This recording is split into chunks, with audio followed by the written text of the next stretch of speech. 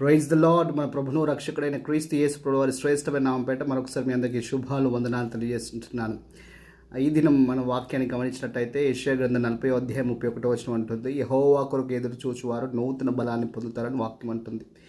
ఎదురు చూడడం అనేది కాసింత సమయాన్ని తీసుకుంటుంది, కాసింత ఓపిక కూడా మరి ఎదురుచూపుకి ఎంతో అవసరం. అయితే ఎదురుచూపులో చాలాసార్లు మనం ఫ్రస్ట్రేషన్కి గురవుతూ ఉంటాం, నిరాశకు, నిస్పృహకు, ఇబ్బందికరమైన పరిస్థితుల గుండా వెళ్ళాల్సి వస్తుంది. అది ఒక మాటలో చెప్పాలంటే పరీక్షా కాలం లేదా పరీక్షించబడేటువంటి కాలము.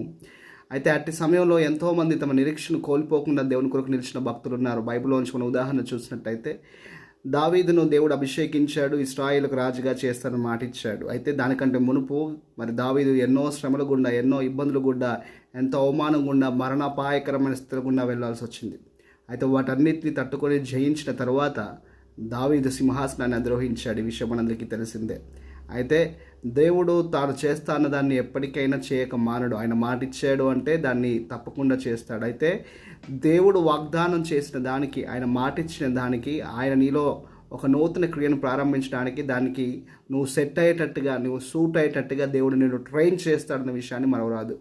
దావీదును రాజుగా, ఒక కింగ్ మెటీరియల్గా చేయడానికి దావీదును ఆ పరిస్థితుల గుండా నడిపించాడు.